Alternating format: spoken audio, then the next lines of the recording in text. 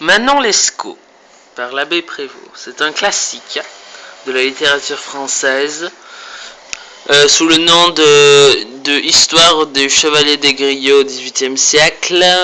La préface est de Monsieur... Alors elle est sur plusieurs pages, une cinquantaine d'ailleurs. Elle est sur... Attendez, je regarde, c'est bien sûr... Je ne connais pas le texte par cœur. De Jean-Louis Bory. Alors on sait dans la préface que Manon Lescaut, c'est l'histoire d'un escroc qui est amoureux d'une putain.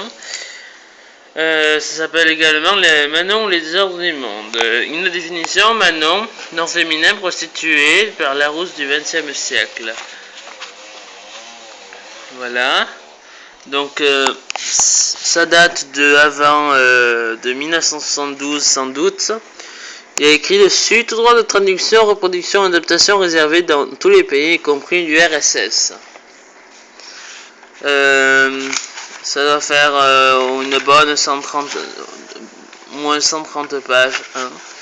Alors, il y a une annexe de l'épisode du Prince italien. Et je vais vous lire le résumé, enfin c'est pas le résumé, c'est le synopsis.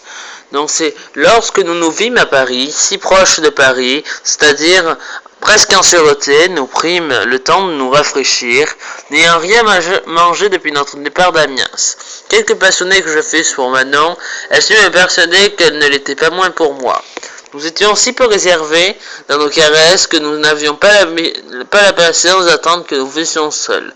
Nos hôtes et nos postillons nous regardaient avec admiration, et je remarquai qu'ils étaient surpris de voir deux enfants de notre âge, qui paraissaient s'aimer jusqu'à la fureur. Nos projets et mariages furent oubliés à Saint-Denis. Nous fraudâmes les droits de l'Église et nous nous retrouvâmes époux sans y avoir fait réflexion.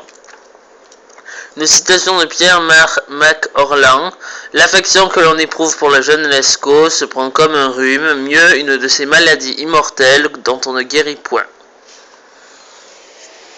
Donc voilà une gravure de Manon Lescaut et du Chevalier des Griots.